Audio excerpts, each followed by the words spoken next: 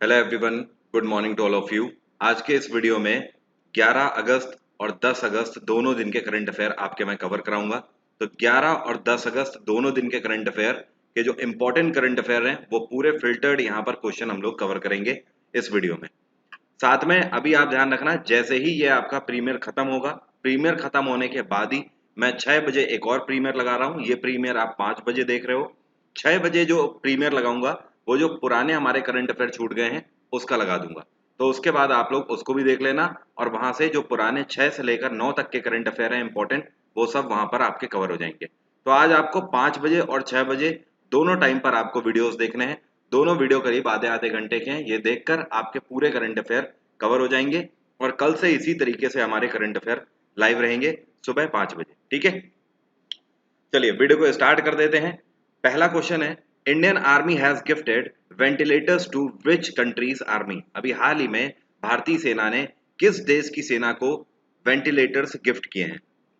भारतीय सेना ने नेपाल की सेना को वेंटिलेटर्स गिफ्ट किए हैं। इंडियन आर्मी ने कितने वेंटिलेटर दिए हैं? 10 वेंटिलेटर इंडियन आर्मी ने दिए हुए हैं, ध्यान रखिएगा। इंडियन आर्मी चीफ कौन है? ये है मनोज मुकुंद नरावने। और नेपाली आर्मी चीफ कौन है? ये ध्यान रखिएगा कौन है। इनका नाम है पूर्ण चंद्र थापा, पीसी थापा। नेपाल की कैपिटल है काठमांडू, अफगानिस्तान की कैपिटल है काबुल, भूटान की कैपिटल है थिम्पू, बांग्लादेश की कैपिटल है ढाका। बांग्लादेश में शेख हसीना की सरकार है, नेपाल में खागड़ा प्रसाद शर्मा ओली की सरकार है, अफगानिस्तान में अशरफ गनी की सरकार है और भूटान में लोटे शेरिंग की सरकार है। अगला क्वेश्चन है, रिसेंटली केवीआईसी, केवीआईसी का मतलब क्या है? केवीआईसी का मतलब है खादी विलेज इंडस्ट्रीज कमीशन। तो खादी विलेज इंडस्ट्रीज कमीशन ने अभी हाल ही में पहला सिल्क ट्रेनिंग सेंटर स्थापित किया है। कौन से राज्य में?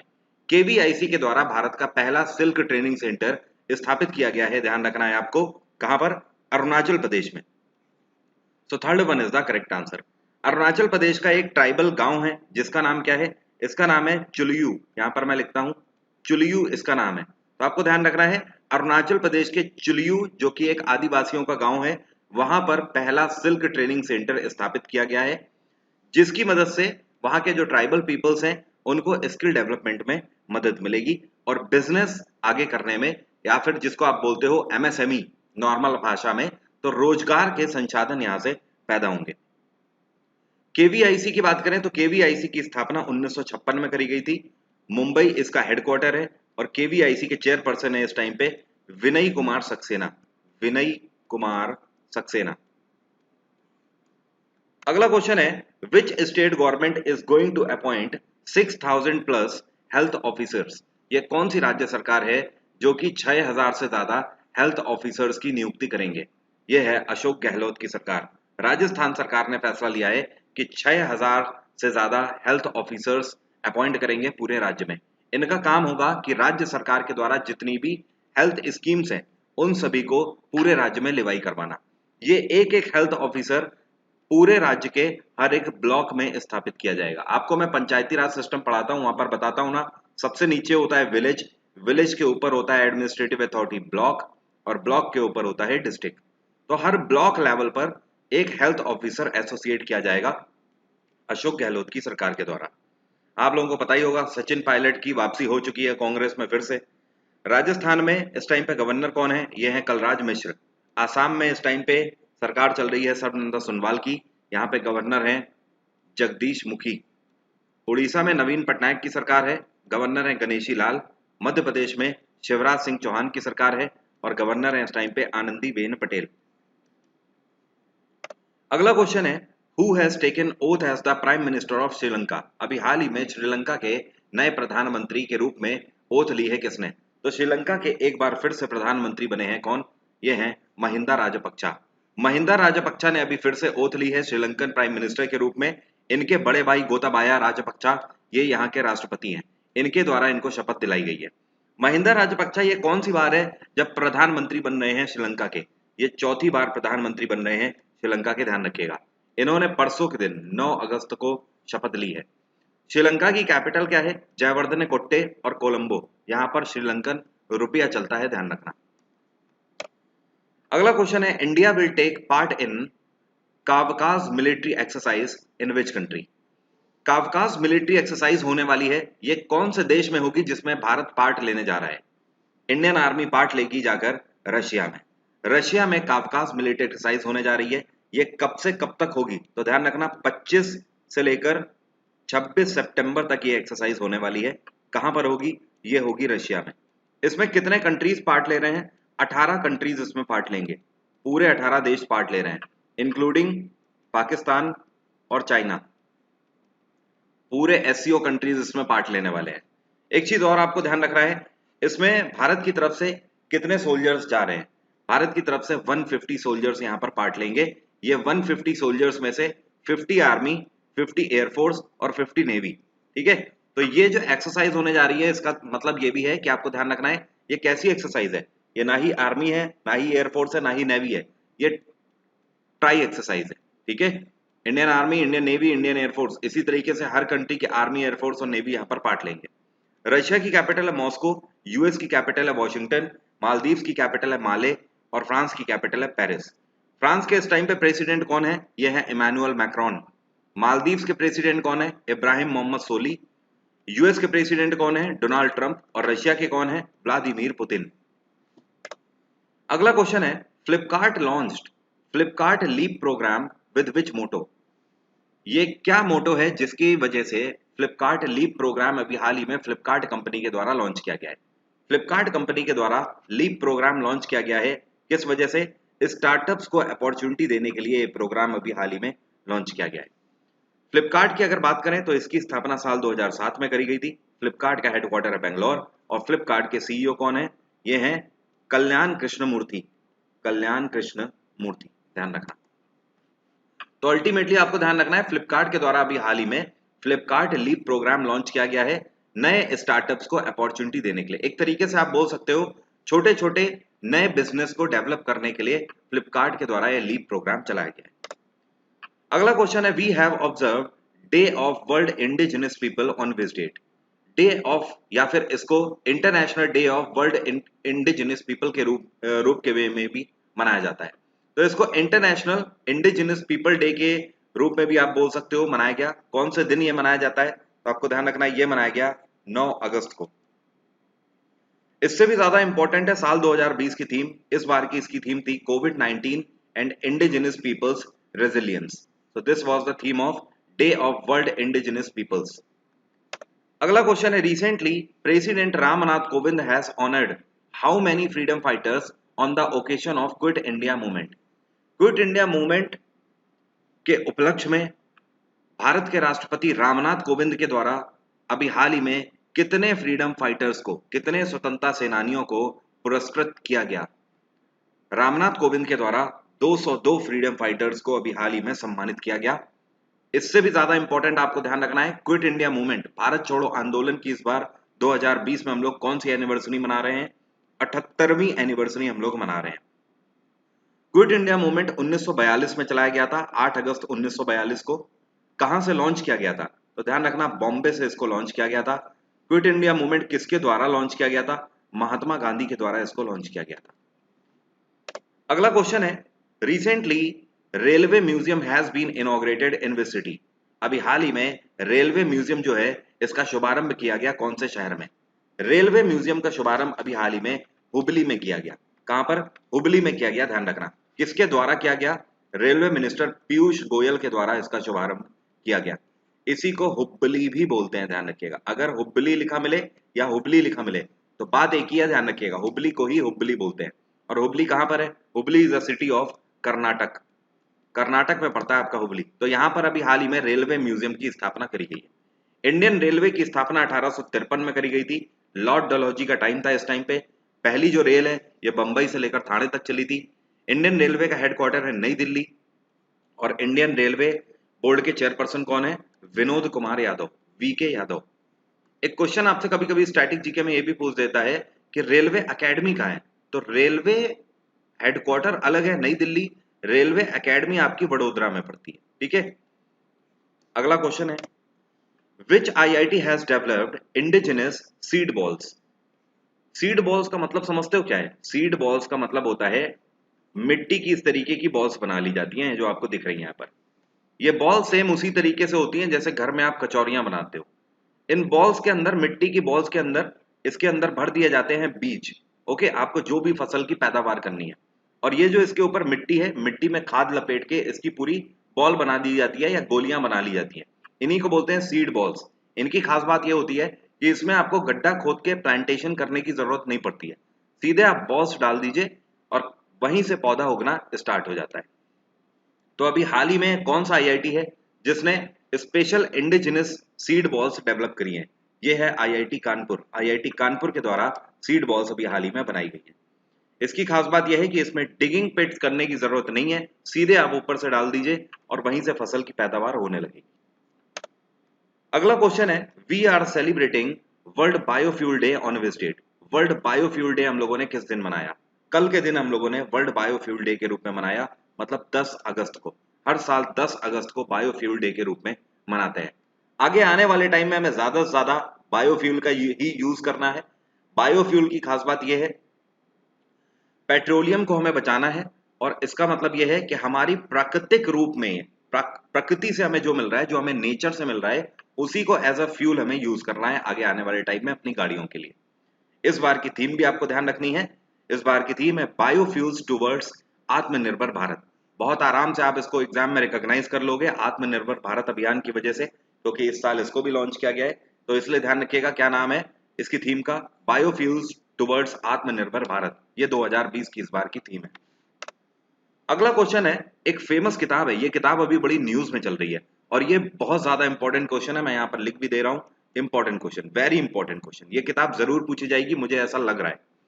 अब बुक, इस किताब का नाम है कोरोना कवित कल। ये न्यूज में चल रही है। ये किताब किसके द्वारा लिखी गई है, इसके ऑथर कौन है? कोरोना कवित कल किताब लिखी गई है पी एस श्रीधरन पिल्लई के द्वारा। पी एस श्रीधरन पिल्लई जो हैं, ये कहाँ के गवर्नर हैं? ये मिजोरम के गवर्नर हैं इस टाइम पे, और साल 2019 के आखिर में इनको अपॉइंट भी किया गया था। तो करीब 10 महीने या 8 महीने पहले की बात है जब इनको अपॉइंट किया गया था मिजोरम के गवर्नर के रूप में। नजमा हेपतुल्ला मणिपुर की गवर्नर है, बनवारी लाल पुरोहित तमिलनाडु के गवर्नर हैं, और बिश्वभूषण हरिचंदन आंध्र प्रदेश के गवर्नर हैं। तो फिलहाल पी एस श्रीधरन पिल्लई के द्वारा एक किताब लिखी गई है कोरोना कवित कल, जो कि अभी न्यूज में चल रही है, ध्यान रखिएगा। अगला क्वेश्चन है, रिसेंटली मोहम्मद औल्द बिलाल, ये जो आपको पिक्चर में दिख रहे हैं इनका नाम है औल्द बिलाल। तो मोहम्मद औल्द बिलाल अभी हाल ही में नए प्रधानमंत्री बने हैं कौन से देश के? औल्द बिलाल प्रधानमंत्री बने हैं इस्लामिक रिपब्लिक ऑफ मॉरितानिया। क्या बोलते हैं इस देश को? मॉरितानिया। मॉरितानिया की कैपिटल क्या है? इसकी कैपिटल है नौकचौट। यहां पर मैं लिखता हूं NOUCAKCHOTT, नौकचौट इसको बोलते हैं। Nouakchott is the capital of Mauritania. Okay. चेक रिपब्लिक की कैपिटल है प्राग, इंडोनेशिया की कैपिटल है जकार्ता, वियतनाम की कैपिटल है हवाना। तो मोहम्मद औल्द बिलाल अभी हाल ही में मॉरितानिया के नए प्रधानमंत्री बने हैं, ये चीज आपको ध्यान रखनी है। यहाँ पर करेंसी कौन सी चलती है? यहाँ पर करेंसी चलती है ओगिया, ओगिया चलती है। नेक्स्ट क्वेश्चन है, रिसेंटली हु लॉन्च्ड आत्मनिर्भर भारत सप्ताह? अभी हाल ही में आत्मनिर्भर भारत सप्ताह किसके द्वारा लॉन्च किया गया है? आत्मनिर्भर भारत सप्ताह लॉन्च किया गया है डिफेंस मिनिस्टर राजनाथ सिंह के द्वारा। कब लॉन्च किया गया है? कल के दिन, इसको 10 अगस्त को लॉन्च किया गया है। इसका मेन मकसद यह है कि अगले 7 दिनों तक, 10 से लेकर 16 अगस्त तक, अगले 7 दिनों तक आत्मनिर्भर भारत अभियान से जुड़े हुए जितनी भी स्कीम्स हैं उनको प्रमोट करना है पूरे भारत भर में, और एमएसएमईज के द्वारा जो भी स्कीम्स लॉन्च करी गई हैं उस तक उनका फायदा पूरा पहुंचना चाहिए। इसके लिए जगह जगह पर अवेयरनेस कैंपेन चलाए जाएंगे वर्चुअली।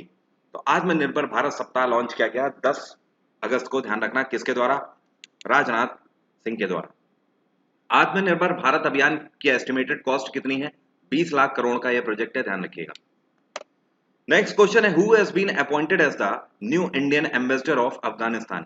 अभी हाल ही में अफगानिस्तान में भारत के नए राजदूत के रूप में किसको अपॉइंट किया गया है? अफगानिस्तान में भारत के नए राजदूत अपॉइंट किए गए हैं आईएफएस अधिकारी। इनका नाम क्या है? इनका नाम है Rudrendra Tandon. He has been appointed as the new Indian ambassador in Afghanistan. Capital Afghanistan की काबुल, और यहाँ पे प्रेसिडेंट कौन है? अशरफ गनी। अगला क्वेश्चन है, अच्छा एक चीज यहां पर और ध्यान रखिएगा, ये जो आत्मनिर्भर भारत सप्ताह मनाया जा रहा है, इसके दौरान राजनाथ सिंह के द्वारा यह भी अनाउंस किया गया कि भारत बहुत जल्द इंपोर्ट पर बैन करने वाला है। 101 तरीके के वेपन्स पर इंपोर्ट में बैन करने वाला है। मतलब 101 तरीके के ऐसे छोटे बड़े मिलाकर हथियार हैं जिनको हम दूसरे देशों से अभी तक खरीदते आ रहे थे, उनको अब हम उन देशों से नहीं खरीदेंगे, भारत में ही बनाएंगे। ये आत्मनिर्भर भारत सप्ताह जब लॉन्च किया राजनाथ सिंह ने, तो उस टाइम पर ये इन्होंने स्टेटमेंट दिया भारत सरकार की तरफ से। अगला क्वेश्चन है, Reliance has secured which rank in future brand index 2020।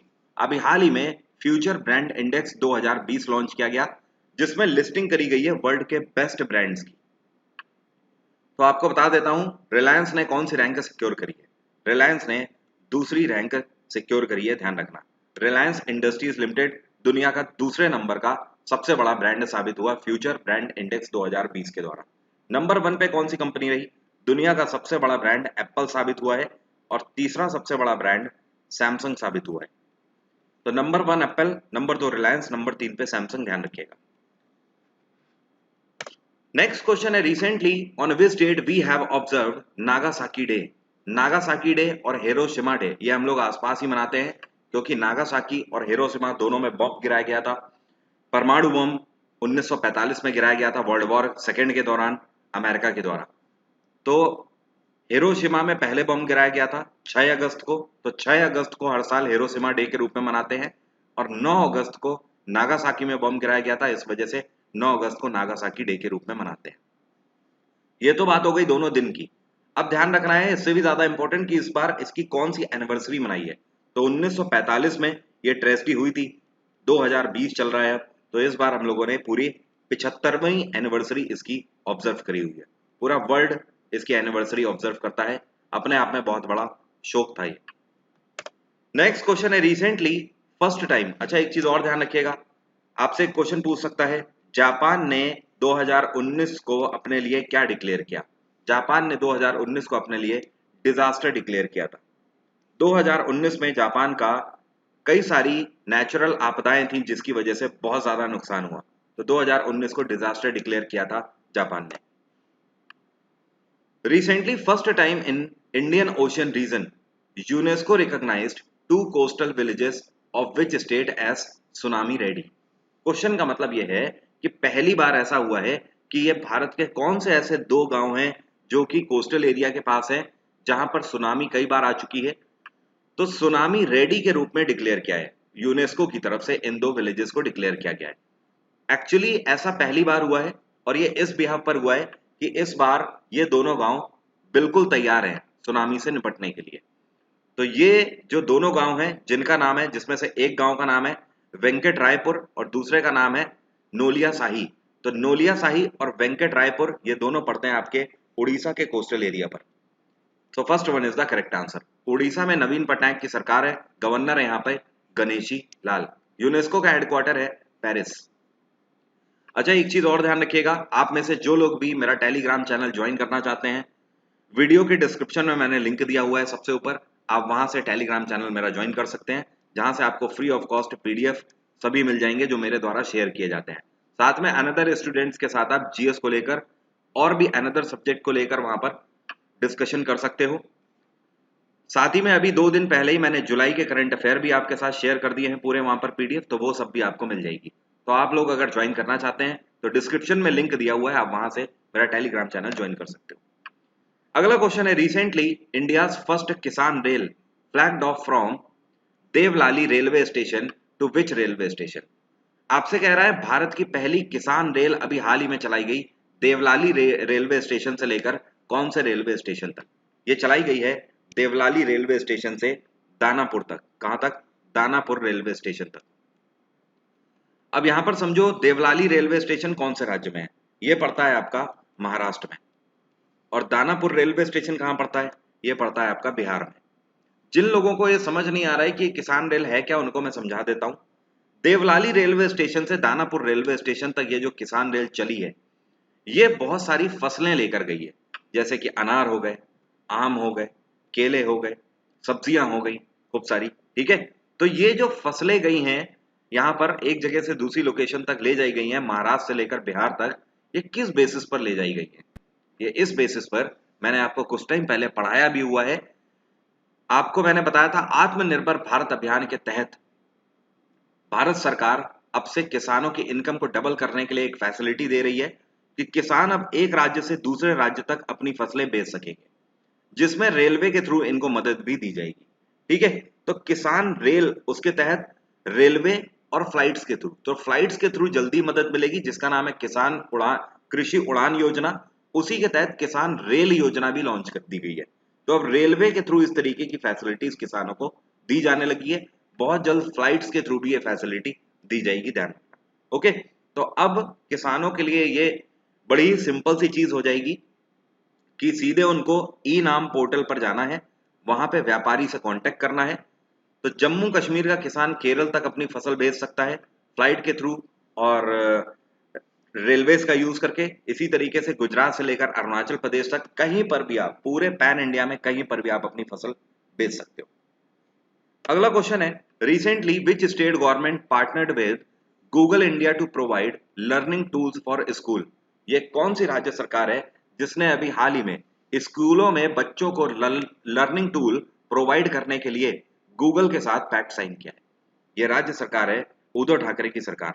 Maharashtra सरकार में ने स्कूल के बच्चों को लर्निंग टूल्स प्रोवाइड करने के लिए गूगल के साथ अभी हाल ही में पैक्ट साइन किया है। गूगल की स्थापना 1998 में करी गई थी। गूगल का हेडक्वार्टर है कैलिफोर्निया और इसके सीईओ हैं सुंदर पिचई। महाराष्ट्र में उद्धव ठाकरे की सरकार है और गवर्नर है भगत सिंह कोश्यारी। अगला क्वेश्चन है, recently Suresh Raina and which player has become global brand ambassadors to win trade fantasy sport? अभी हाल ही में विन ट्रेड फैंटेसी स्पोर्ट के नए ब्रांड एम्बेसडर के रूप में किनको चुना गया है? तो पहले तो है सुरेश रैना और दूसरी ये हैं हरमनप्रीत कौर। हरमनप्रीत कौर काफी तेज बल्लेबाज है, T20 फॉर्मेट में सबसे तेज प्लेयर हैं भारत की तरफ से। तो हरमनप्रीत कौर और सुरेश रैना दोनों बने हैं brand ambassador win trade fantasy sport के। नेक्स्ट क्वेश्चन है, अभी हाल ही में एक किताब है, ये काफी न्यूज में चल रही है। ये किताब किसके द्वारा लिखी गई है? इस किताब का नाम है raw, a history of Indian covert operations. ये जो किताब है ये basically research and analysis wing के जो स्पाइज हैं, इंडियन स्पाई के ऊपर लिखी गई किताब है, उनके कई ऑपरेशंस के ऊपर लिखी गई किताब है। और ये किताब लिखी गई है किसके द्वारा? यतीश यादव के द्वारा। किताब काफी ये न्यूज में चल रही है, इंपॉर्टेंट भी है, ध्यान रखिएगा। Recently who authored the book? ये भी किताब उससे भी ज्यादा न्यूज में चल रही है, जिसका नाम है अमेजिंग अयोध्या। अमेजिंग अयोध्या नाम की जो किताब न्यूज में चल रही है, ये किसके द्वारा लिखी गई है? ये नीना राय के द्वारा लिखी गई है। अमेजिंग अयोध्या नाम की ये किताब कब पब्लिश होगी? ये नवंबर 2020 में पब्लिश होगी। ये किताब बेसिकली लॉर्ड रामा और सीता के ऊपर लिखी गई किताब है। एक्चुअली इसकी जो थीम है वो अयोध्या है। अयोध्या में किस तरीके से लॉर्ड रामा और सीता कनेक्टेड है, या फिर जब आप ये बुक पढ़ोगे तो नीना राय का दावा है कि आपको अयोध्या की पृष्ठभूमि का पता लगेगा कि किस तरीके से राम को मर्यादा पुरुषोत्तम बोलते हैं, किस तरीके से सीता भी इस लैंड से कनेक्टेड है और क्या क्या पृष्ठभूमि रही थी अयोध्या की। आपको अमेजिंग अयोध्या के बारे में पता लगेगा काफी कुछ जानने को। Recently, LIC has acquired 4.23% stakes in which bank? Life insurance corporation, जिसको हिंदी में भारतीय जीवन बीमा निगम भी बोलते हैं, जिंदगी के साथ भी जिंदगी के बाद भी, इन्होंने अभी हाल ही में 4.23% स्टेक खरीदे हैं। कौन से बैंक में? LIC ने यस बैंक में 4.23% स्टेक खरीदे हैं। कितने रुपए की मदद से खरीदे हैं? 105 करोड़ की मदद से खरीदे हुए हैं। या फिर आप ये भी बोल सकते हो LIC ने 105 करोड़ का निवेश किया है यस बैंक में। LIC का हेडक्वार्टर है मुंबई। LIC की स्थापना 1956 में करी गई थी। LIC के इस टाइम पे सीईओ कौन है? MR कुमार चेयरपर्सन है। यस बैंक की बात करें तो 2004 में स्थापना करी गई थी। हेडक्वार्टर इसका मुंबई है और इसके सीईओ हैं प्रशांत कुमार। अभी कुछ ही टाइम पहले इनको अपॉइंट किया गया है। अगला क्वेश्चन है, Girish Chandra Murmu has become the which CAG of India? आप सभी को पता है गिरीश चंद्र मुर्मू सीएजी बने हैं भारत के अभी हाल ही में। ये कौन से सीएजी बने हैं? अच्छा, आप लोगों को एक चीज पहले ही बता देता हूं, आप लोग जो अगला वीडियो अभी 6 बजे देखोगे प्रीमियर, बीच के करंट अफेयर्स का है, जो हमारे बीच के गैप हो गए थे, वो वीडियो मैंने पहले बना लिया था। तो इस वजह से उस टाइम पर ये कंफर्म नहीं था। गिरीश चंद्र मुर्मू ने रिजाइन पहले दिया है, उसके बाद ही तो सीएजी के रूप में अपॉइंट हुए हैं। तो वहां पर मैंने आपको ये बताया हुआ है कि गिरीश चंद्र मुर्मू ने रिजाइन दे दिया है, लेकिन रिकमेंडेशन इनकी हुई है सीएजी के लिए। तो अगर आप वो वीडियो पहले देख लोगे तो आपको ये लगेगा कि मैंने आपको बताया नहीं कि सीएजी कौन अपॉइंट हुए हैं। तो इसी वजह से ये वीडियो का प्रीमियर मैं पहले लगा रहा हूं, बाद में उसका लगाऊंगा, तो आप लोग उससे कनेक्ट कर पाओगे होपफुली। जीसी मुर्मू अभी हाल ही में कौन से सीएजी भारत के बने हैं? जीसी मुर्मू 14वें सीएजी बने हैं। ये तो सबको पता है सीएजी बन गए हैं, ये कम ही लोगों को पता है कि सीएजी कौन से बने हैं। तो ध्यान रखना 14वें सीएजी बने हैं, ये इंपॉर्टेंट क्वेश्चन बन सकता है। भारत के पहले सीएजी कौन थे? भारत के पहले कंट्रोलर एंड ऑडिटर जनरल का नाम है वी नरहरि राव। वी नरहरि राव 1948 से लेकर 1954 तक इन्होंने सर्व किया था। ये थे आज के क्वेश्चन, उम्मीद करता हूं सभी को क्लियर हो गए होंगे। साथ में आप सभी के लिए एक अनाउंसमेंट है, एक आइकॉनिक बैच अनअकैडमी प्लस में स्टार्ट होने जा रहा है, जो कि स्टार्ट हो रहा है 11 अगस्त से, मतलब आज ही की डेट से स्टार्ट हो रहा है, जिसमें एडवांस मैथ और अर्थमेटिक मैथ आपको अभिनय शर्मा पढ़ा रहे हैं, रानी मैम आपकी इंग्लिश कवर करा रही हैं, अमन वशिष्ठ आपकी ग्रामर कवर कराएंगे, आफरीन मैम और मैं मिलकर आपकी जीएस कवर कराएंगे। मैं आपको पॉलिटी और हिस्ट्री पढ़ा रहा हूँ, आफरीन मैम इकोनॉमी और स्टैटिक जीके आपके कवर करेंगे, प्रतियोगिता मंत्रा आपके साइंस कवर करेंगे और सुमित गोयल आपकी रीजनिंग। तो अल्टीमेटली फुल पैकेज कोर्स है। अगर आप लोग ज्वाइन करना चाहते हो, या आने वाले सीजीएल और सीएचएसएल एग्जाम के लिए परफेक्ट कोर्स है, तो आप लोग इस आइकॉनिक बैच को आज से ही ज्वाइन कर सकते हो। अनअकैडमी पर सब्सक्रिप्शन लेने के लिए जो 6000 फीस है, एक साल की 12 महीने की, अगर आप मेरा डिस्काउंट कोड लगाते हो, मेरा डिस्काउंट कोड है वरुण 777, यहां पर मैं लिख रहा हूं वरुण 777, और एक और डिस्काउंट कोड है वरुण वाईपी। इन दोनों में से आप कोई भी लगा लीजिए, एक है वरुण 777 या वरुण वाईपी, इसको नोट कर लीजिए। दोनों में से कोई भी आप डिस्काउंट कोड वहां पर लगाओगे तो आपको 10% का डिस्काउंट मिल जाएगा। 6000 की ये जो फीस है, ये आपको 5400 की फीस पड़ेगी।